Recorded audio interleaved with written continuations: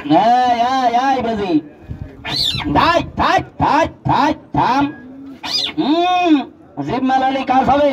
একটু ভাই বেরি মানুষকে নেচে নেচে দেখাও। এই দেখে নেই ও হাইতে ধরবো না ছব না ওরে মনসা আর জাগা মতন কামড় দিলে উজা পাবো না হাইতে ধরবো না। এদিকে ইস্যু আর উস্তাদ আমার কাশেম গুনিন কালীগঞ্জে বাড়ি সেই লোকটা মইল গাগা সাপের কামড় খাই। এদিকে আই আর উস্তাদ আমার কাশেম গুনিন এই যে কালীগঞ্জে বাড়ি। থাম বাবা, সাপটাকে আপনারা কেউ চিনতে পেরেছেন? একটু কথা বলবেন, কি নাম বলেন? এই সাইড থেকে একজন বলছে বেতাজরা, আর এই সাইড থেকে একজন বলছে এটা হলো দাঁড়ার সাপ।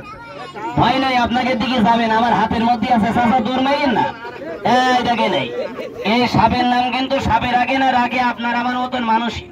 কাকা এইটার নাম হলো দাঁড়ার সাপ। এ যদি কারোর সামনে বেরিয়ে যায় দেখতে পালি বলবেন একটু দাঁড়া।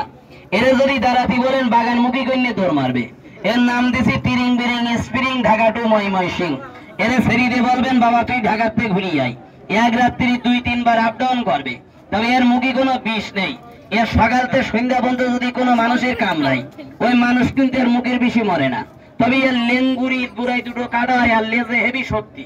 যদি লেজ দেখানোর বাড়ি মেরিয়ে দিতে পারে ওই জায়গায় একটু ঘা বাজরা সৃষ্টি হয়। তাহলে মেবাই এটা দেখা হয়ে গেছে না, একটু কথা বলবেন। হয়ে গেছে?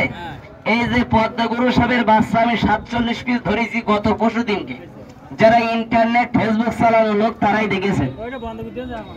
এই দেখেন এই 45 পিস বাচ্চা সব হলো পদ্মগুরু সাহেবের বাচ্চা।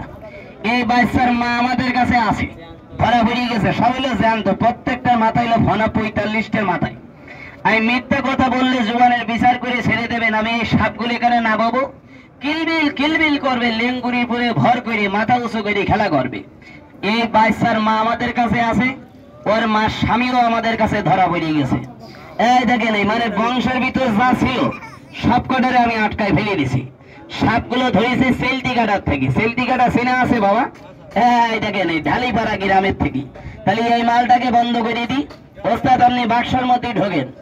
ওরে তুই বড় রঙ্গিলা বাবাই রে,